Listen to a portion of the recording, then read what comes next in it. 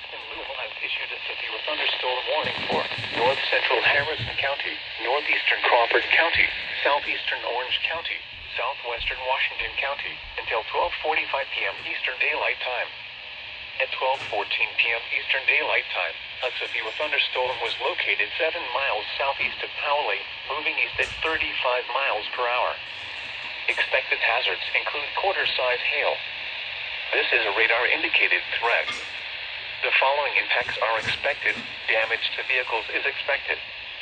Locations impacted include Salem, Powley, Staffers Creek, Palmyra, Hardinsburg, Livonia, Fredericksburg, Ethel, Trotter Crossing, and Shorts Corner. For your protection, move to an interior room on the lowest floor of a building.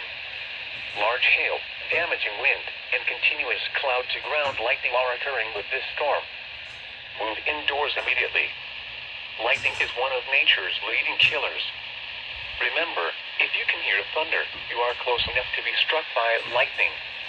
Repeating, a severe thunderstorm warning has been issued until 12:45 p.m. Eastern Daylight Time for the following counties in Indiana, Orange, and Washington.